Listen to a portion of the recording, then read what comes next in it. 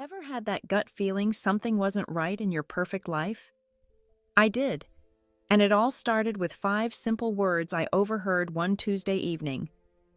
I like Derek Daddy better. Those words from my 4-year-old daughter shattered everything I thought I knew about my family. You see, I was that guy who had it all: successful career, beautiful wife Emily, and an adorable daughter Alice. Or at least that's what I believed until I caught that conversation between my wife and daughter. Turns out, my perfect life was built on a mountain of lies. Want to know the craziest part? The real father wasn't just some stranger. He was right there all along, smiling to my face, playing the role of the friendly ex-boyfriend. And my wife? She orchestrated the whole thing, even timing our marriage perfectly to cover up her secret. But here's where it gets interesting. Sometimes the best revenge isn't what you'd expect. I didn't just get mad, I got even, in ways they never saw coming. Stick around to see how I turned their perfect little love story into a nightmare they never expected. Trust me, you won't believe how this ends. If you love stories about revenge served ice cold, hit that like button and share this video with someone who appreciates a good dose of karma. Don't forget to subscribe to catch more incredible true stories like this one. Now let me take you back to where it all began. I dragged my wheeled suitcase through our front door that Tuesday evening, my suit wrinkled from the 5-hour flight. The house was quiet, except for soft voices drifting from the kitchen. I was about to call out when my daughter Alice's words stopped me cold. "Mom, I like Derek Daddy better."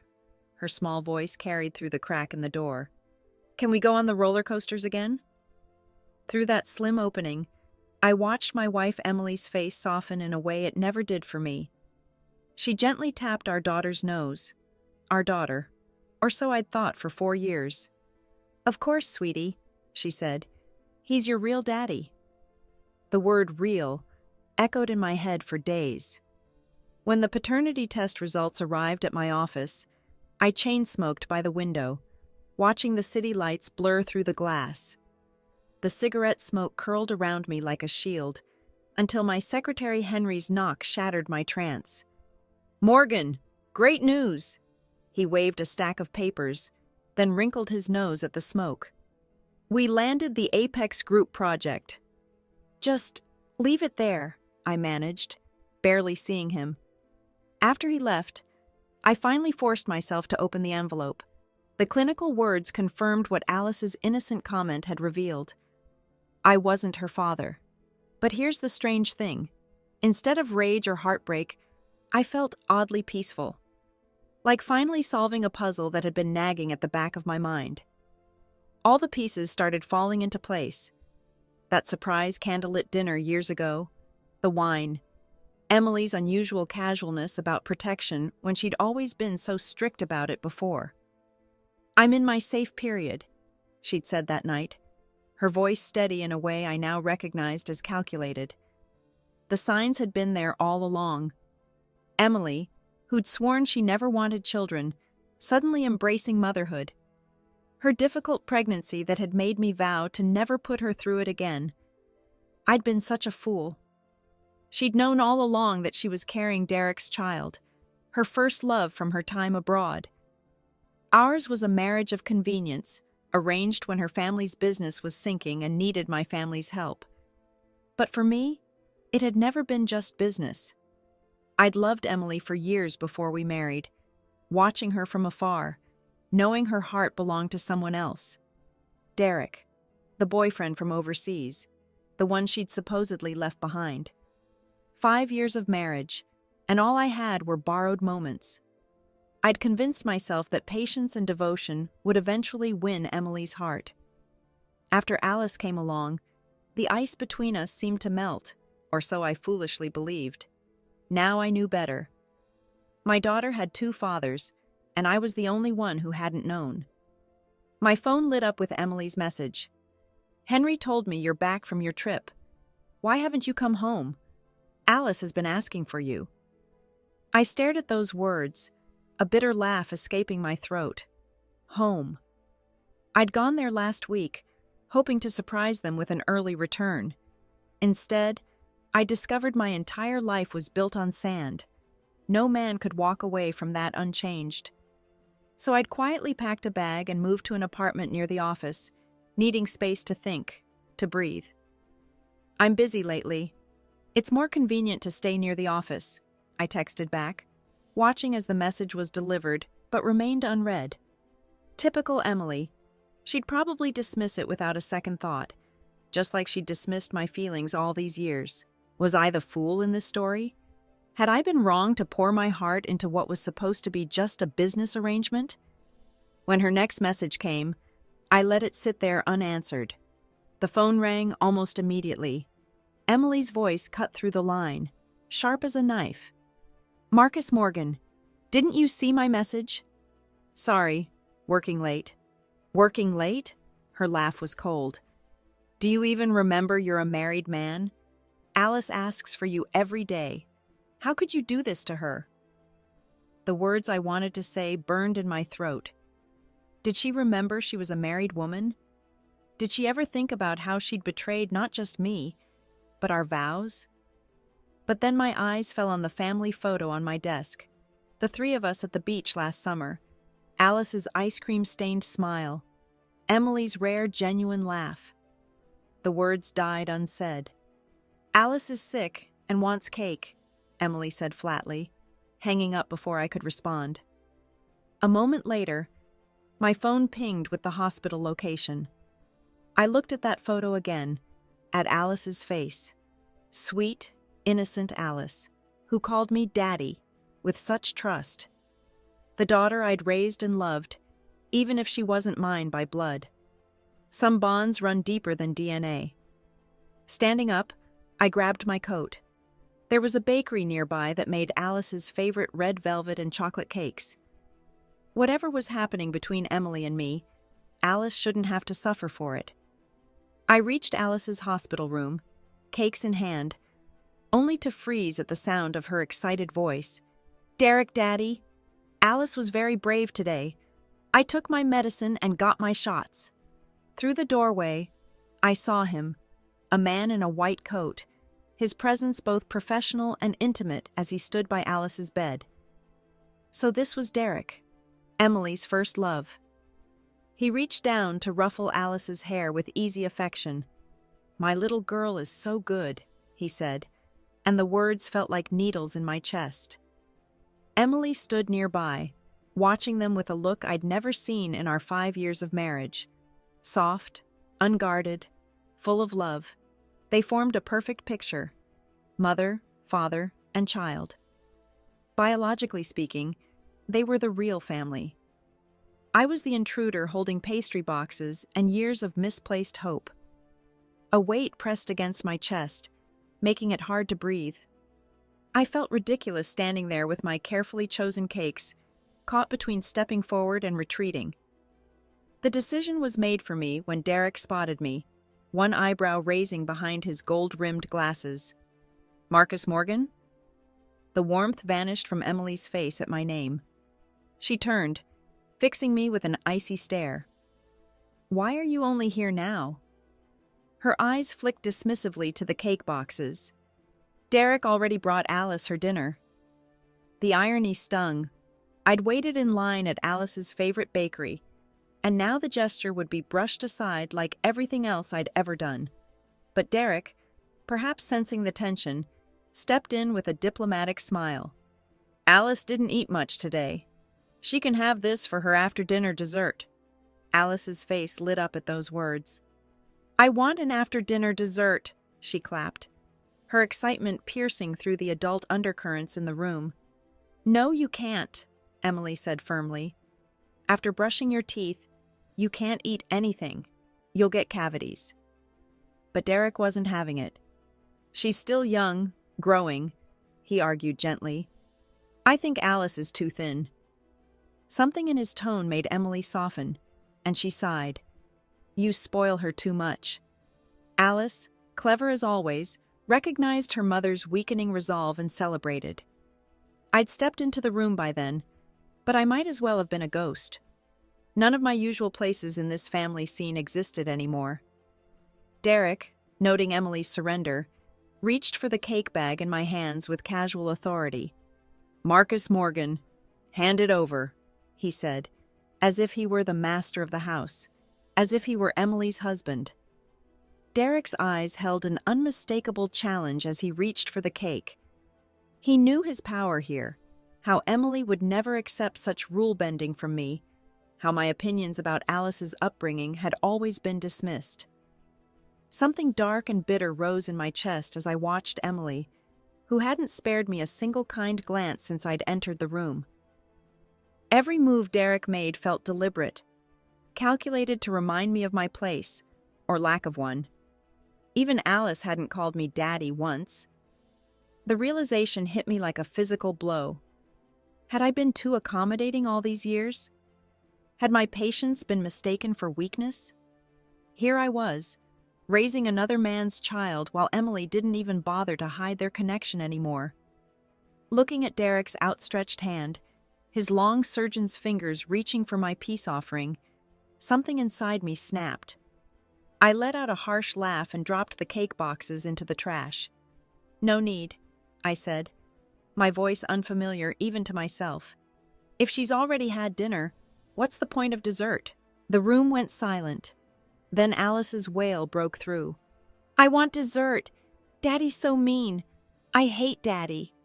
"Marcus, what are you doing?" Emily's voice cracked like a whip. Derek swooped in, gathering Alice into his arms. "Sweetheart, it's okay. I'll get you more. Don't cry, okay?" "Daddy's bad," Alice sobbed, thrashing in his embrace. "I don't want Marcus Daddy. I only want Derek Daddy." Emily's voice turned to ice. "Alice is sick, and you're acting like this? Do you even know how to be a father?" For the first time, I really looked at Emily, really saw her.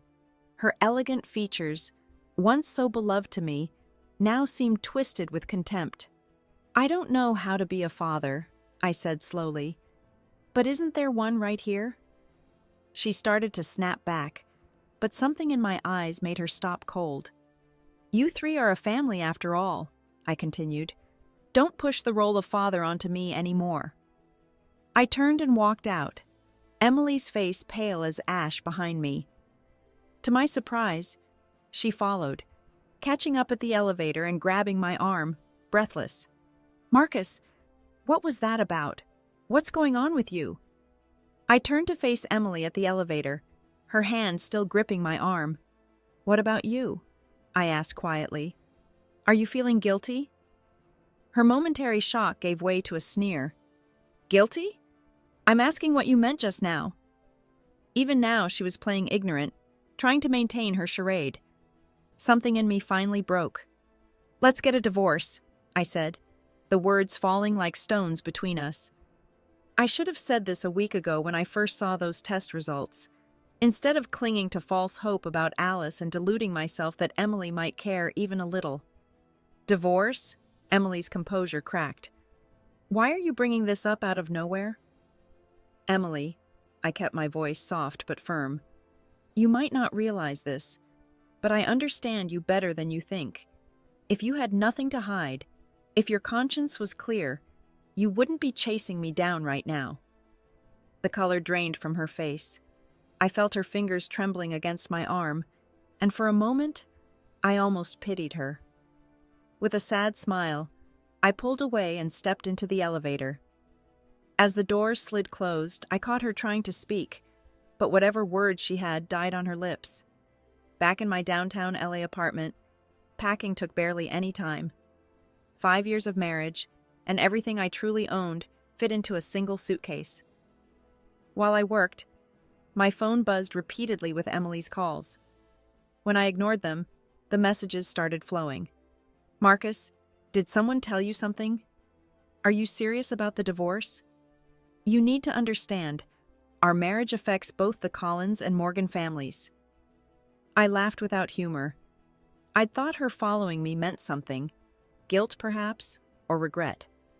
Instead, she was just worried about her family's business interests. But why should I care anymore? When I married her, I'd used the Morgan family's influence to save the Collins empire from bankruptcy. For years after, I'd made countless business concessions, all because I loved her. And what had that love bought me? A wife who showed kindness only when it served her purposes. A child I'd raised and loved, who wasn't even mine. Instead of responding to Emily's desperate messages, I called my lawyer. "Draw up divorce papers," I said, "as soon as possible." The divorce papers arrived from my lawyer the next morning. I reviewed them quickly and forwarded them to Emily. Her call came almost immediately. It was almost funny how she'd contacted me more in the past 2 days than in our entire marriage. "Marcus, are you actually serious about this?" Her voice crackled with fury. I could tell she'd expected me to back down. "As you can see, I'm not joking." "Let me tell you," she hissed. "Once we divorce, you won't get a chance to regret it." Her confidence was staggering. Even now, she wielded my love for her like a weapon. "Emily," I said softly, "how about I step aside and let Derek have you?" "What nonsense are you talking? You're really annoying." The line went dead. I expected Emily to sign the papers quickly, but days passed with no response. Then came my parents' spontaneous dinner invitation. I decided to go, planning to tell them about the divorce, only to walk into an ambush. Emily's parents sat in our living room, chatting with mine as if this were any normal family gathering. More surprising was Emily herself, actually helping in the kitchen, something I'd never seen before. Then Alice looked up from her toys, her face brightening. "Daddy!" she called out, and everyone turned to stare at me. The setup became crystal clear. Emily had told them about the divorce and orchestrated this intervention. My dad waited only until I'd changed my shoes before sending Alice away with the maid. "Emily says you want a divorce?" he started, his voice hard. "How old are you now? You have a child. Why bring this up suddenly?" His tone carried all the judgment of a father who thought his son was being irresponsible. The Collins couple, despite years of depending on our family's support, found their courage after my father spoke. Mrs. Collins jumped in. "Marcus, we entrusted Emily to you with complete faith. We've never heard of any problems between you two. Why sudden talk of divorce? Is there someone else?" "Marcus, as a man, I understand you," Mr. Collins added carefully. "But what you and Emily have, it's not that simple. Love is one thing, but marriage? Marriage is a union of two families. Let's discuss this rationally," Mr. Collins said, trying to sound reasonable despite his judgmental stare. "Divorce isn't something to rush into, especially with a child involved." Everyone except my mother voiced their disapproval, though her silence spoke volumes. Whatever story Emily had spun, I was clearly cast as the villain. The planned family dinner was forgotten. I'd intended to handle this divorce quietly, cleanly, but something in me snapped. Had my years of patience made Emily so confident that she'd orchestrate this family intervention? Did she really think I wouldn't expose everything? "Tell Emily to stop pretending to be busy in the kitchen," I said. "Let her come here exactly why I want this divorce." Emily emerged moments later, drying her hands. She wore a mustard yellow dress, the one I'd bought her when we first married. She'd never liked it then, had never worn it once in 5 years. But today, here it was, a calculated move so transparent it was almost insulting. That was Emily's way. She knew exactly what would please me, what gestures would touch my heart. But for 5 years, she'd chosen not to make them. Only now, facing divorce, did she put on this dress, a silent plea for understanding without having to lower her pride enough to actually apologize. The sight filled me with a bone-deep weariness. Did she really think I had so little self-respect? I let out a harsh laugh and pulled out the paternity test I'd memorized from countless readings. This is why I want a divorce. The moment Emily saw paternity test printed on the cover, her face went ash white. When did you, she whispered, trembling. The room's atmosphere shifted instantly. My mother snatched up the test, flipping to the results page. She read it and collapsed onto the sofa, clutching her chest. The Collins family sat frozen, not daring to touch the document that had just detonated their carefully constructed facade. "I don't think there's anything left to discuss," I said quietly. 5 years. I've been more than patient. I turned to Emily, who swayed on her feet, looking ready to faint. "Sign the divorce papers. If you really care about Alice, take her back to her real father." Emily stood there, for once in her life, completely speechless. The sound of the slap echoed through the dining room like a thunderclap. Mr. Collins's hand had struck Emily's face with such force that even the clinking of cutlery against plates fell silent. I watched as tears sprang to Emily's eyes, leaving glistening trails down her reddening cheek. Mrs. Collins leaped from her chair, grabbing her husband's arm. "Stop it! She's still your daughter. Can't we just talk about this like adults?" Her voice trembled with fear and concern. "Let go of me!" Mr. Collins shrugged her off, his face pale with rage. "This is exactly why she turned out this way. Your constant coddling. Do you have any idea how much shame she's brought to our family name? And here you are, still defending her." When my mother tried to speak, Mr. Collins's sharp words cut through the air like a knife, silencing her. I couldn't take any more. Rising from my chair, I squared my shoulders and spoke with quiet authority. "Mr. and Mrs. Collins, I think it's best if you take Emily and Alice home now. This isn't the place for family discipline.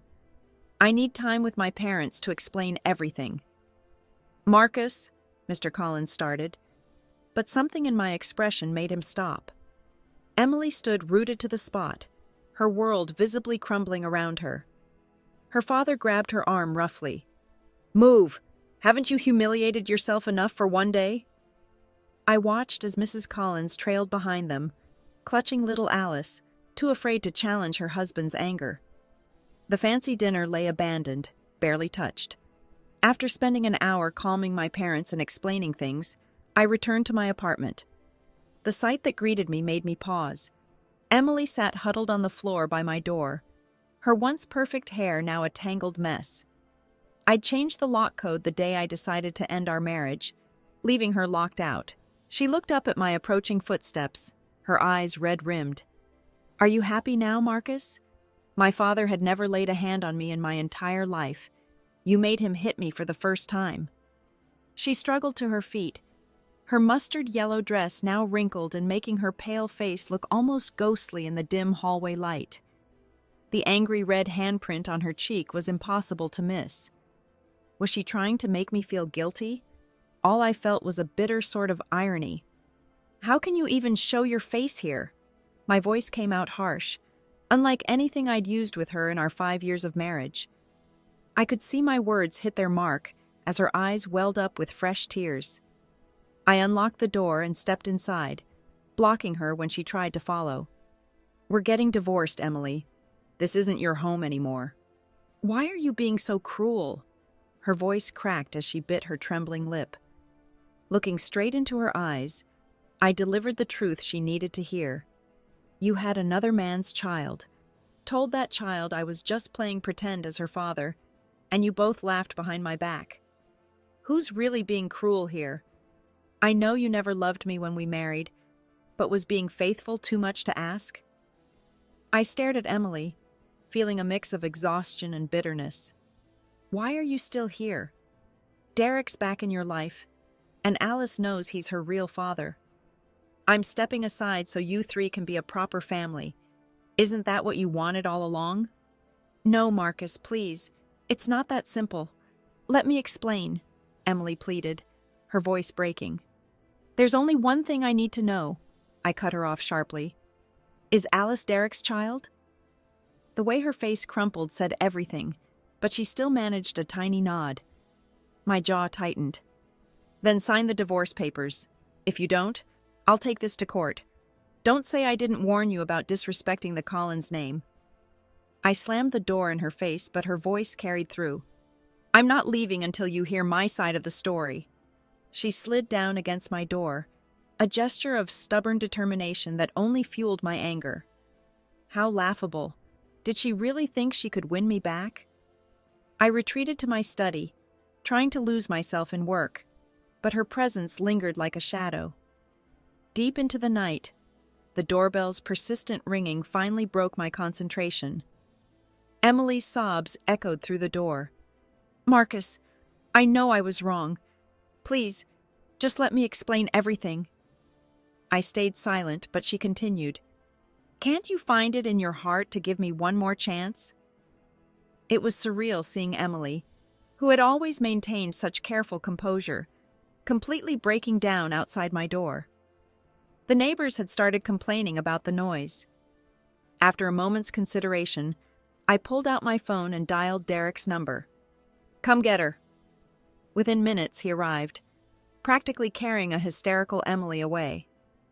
The next morning, Derek requested to meet. Sitting across from him in a quiet cafe, I absently stirred my coffee, a bitter smile playing on my lips. I assumed once I was out of the picture, you two would finally get your happy ending. Derek's laugh was hollow. That's what I thought too, at least until you showed up at the hospital that day. He launched into their history, a small-town boy who'd fought his way into Oxford, and the privileged princess who'd never known struggle. She couldn't understand my fears about the future, but she loved me enough not to hold me back. We made a deal. 5 years. I'd come back for her. His fingers traced patterns on the table's surface. But in the 4th year, when the Collins family hit rock bottom, Emily had no choice but to marry you. She's always been a romantic at heart. The fact that she broke our promise first has been eating at her ever since. I couldn't help but laugh, the sound sharp with disbelief. So that's your justification? You got her pregnant and let me raise your child while you chased your dreams? Derek's expression darkened as I spoke. No matter how beautifully he tried to paint their love story, he couldn't cover up its ugly truth. I'd done my homework. When I heard Emily tell Alice that Derek was her real father, I'd carefully worked backward. Alice was just over 4 years old, which meant she was conceived around our wedding. The night before we got married, Emily had gone to a last night of freedom party with her best friend. She'd sent me a video to show she was okay, and there he was, Derek, right there in the frame. When I officially met him at our wedding the next day, Emily had introduced him so casually as her first love, even encouraging us to exchange contact information. Derek flew back to the UK right after the ceremony. After that, his only interaction with me was a brief congratulatory message on social media when Alice was born. Emily's openness about their past friendship had been the perfect smokescreen. I never suspected a thing. I must have hit a nerve because Derek quickly lifted his coffee cup to his lips, trying to hide his reaction. Why did you really ask to meet? I asked suddenly. You clearly don't want to play peacemaker here. Something flickered in Derek's eyes. Discomfort, maybe guilt. Emily told me something last night. She said she realized she's in love with you. The words hit me like a punch to the gut. She only figures this out after I file for divorce? You think I'm making this up? Derek shot back, frustration bleeding into his voice. You think I enjoy telling you this? She's been talking about you more and more lately. Your name is always on her lips. I couldn't hold back a bitter laugh. Oh, so this is what love looks like? Being cold and distant, cheating behind my back, making me raise your child while keeping me in the dark? Emily has always been proud, Derek said softly. Maybe she couldn't accept that she'd fallen for you after betraying her first love. Maybe that's why she kept her distance, to deny her own feelings. Glancing at my watch, I realized I was wasting my time listening to Derek defend her. Just tell Emily this for me. I won't share my life with an unfaithful woman. She doesn't deserve another chance. Derek jumped to his feet, face flushed with anger. Marcus, you're going too far. That's when I noticed movement behind him. A woman in a face mask stood up slowly, Emily. Her face was ghostly pale, eyes swimming with tears. You really think I'm just an unfaithful woman? Her voice quivered. Do you hate me that much? I know what I did was wrong, but after everything we've been through, can't you find it in your heart to forgive me just this once? Emily, stop, Derek pleaded desperately. Look at how he's insulting you, and you're still begging him? Yes, I said coldly. You've got your first love back, and Alice has her real father. Why stand in the way of that? Emily's tears fell freely now. It's all my fault, she choked out. Then desperately, you don't have to accept Alice. I'll make it right. We can have our own children. I'll give you a baby that's truly yours. Emily! Derek's face contorted in horror. How can you say that about Alice? Think about how she'd feel. A wave of revulsion washed over me. So that's your solution? After letting me raise another man's child for 4 years, you think having another baby will fix everything? I laughed, the sound harsh and empty. Emily, wake up. I don't want or need you anymore. The truth finally seemed to hit her. Pain etched itself across her face as I turned away. She called after me. Marcus, please. But Derek held her back. Emily, it's over, he said softly. Can't you see? I'm the only one who's loved you consistently all these years. Derek's intervention crushed any hope of Emily signing the divorce papers willingly.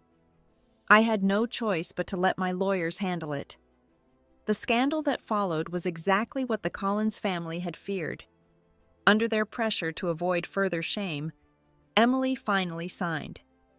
Months later, when I received the divorce certificate, Emily appeared at the courthouse.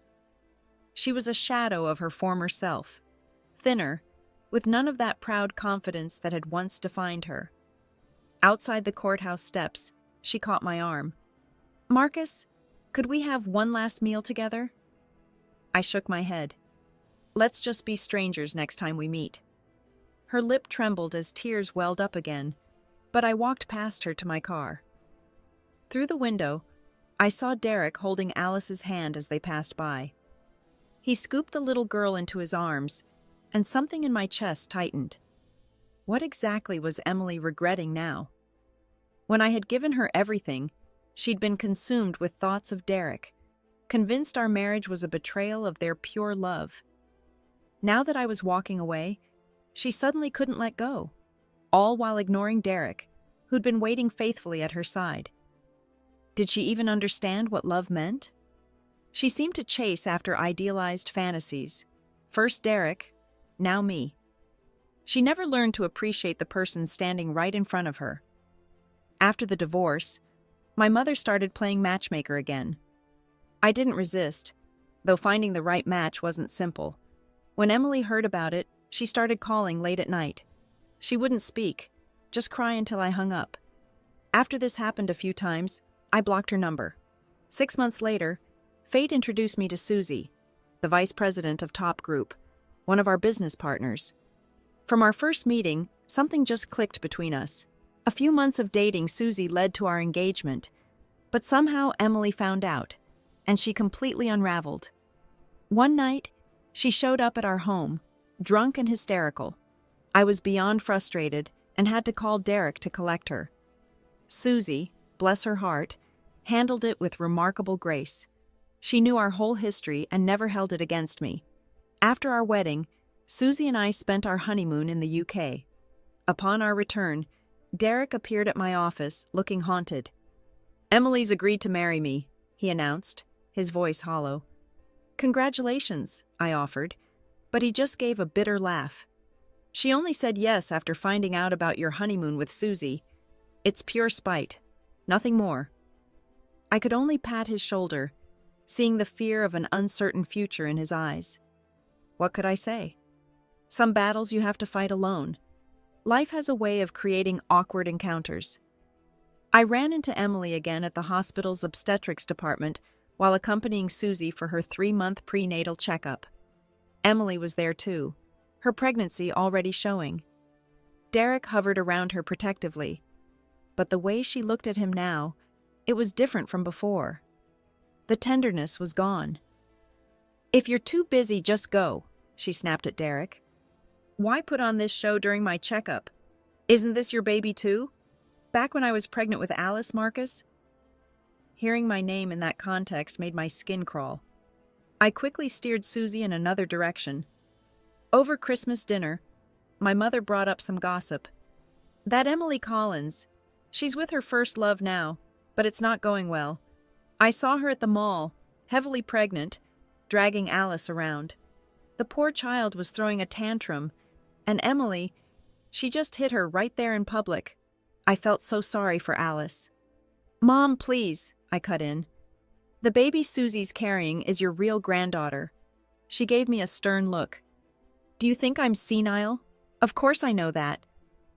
That same night, Derek started messaging me, asking to meet for drinks. I ignored it at first, but my phone kept buzzing with voice messages from an obviously drunk Derek. "You know what's cruel?" his slurred voice asked. "It's easier to fall in love than to stay in love. I thought getting Alice back and having Emily again meant we could start fresh. But it's all wrong. She doesn't understand my work as a pediatrician, the demanding hours, the emergencies.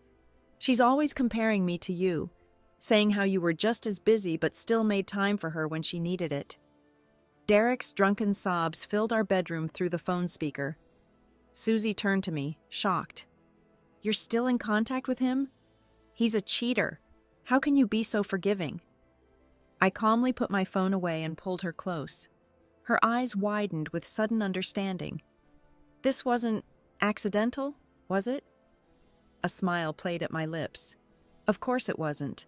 I'd deliberately kept Derek's contact information, maintaining casual conversations, keeping that channel open.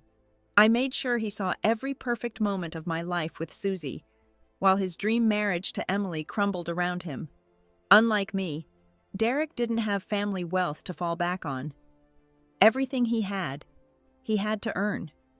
He'd returned from the UK as one of the hospital's rising stars, but caring for Emily meant sacrificing opportunities. One by one, those golden chances slipped away. The hospital administration's faith in him wavered.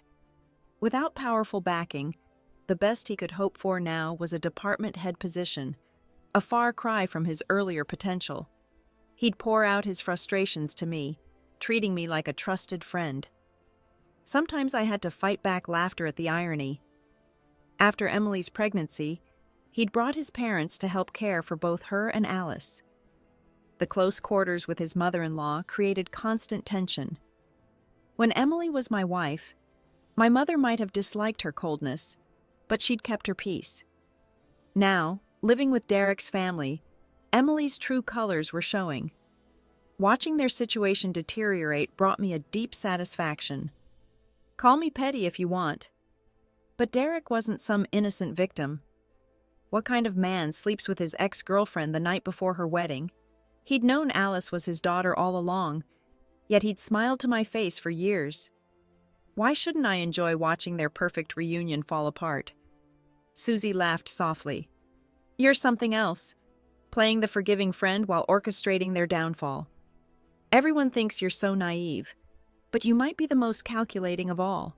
The following year blessed us with twins. Meanwhile, Emily had a massive fight with Derek's mother and fled back to her family.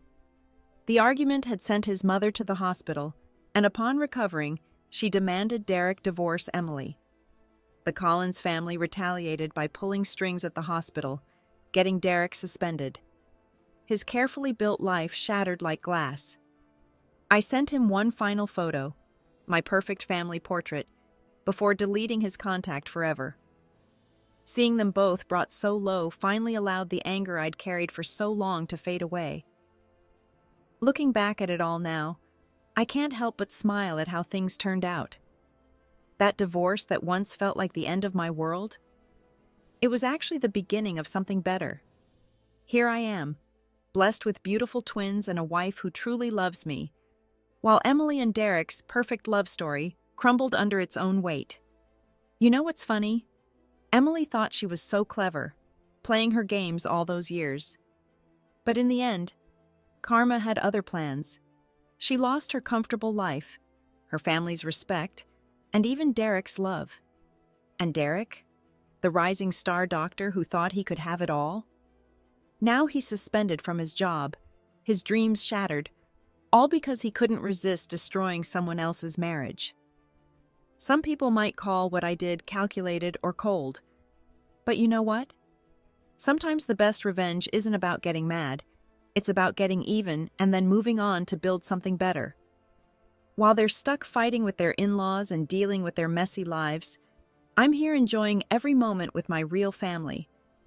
I finally sent Derek one last photo, my perfect family portrait, before cutting them out of my life for good. And you know what? That anger I carried for so long, it's gone. Because the truth is, their greatest punishment wasn't anything I did. It was living with the consequences of their own choices. If you found this story interesting, don't forget to hit that like button and share it with someone who needs to hear that sometimes life's biggest setbacks can lead to the best comebacks. Subscribe for more stories that prove karma is real, and sometimes justice is best served with a side of patience. Thanks for watching.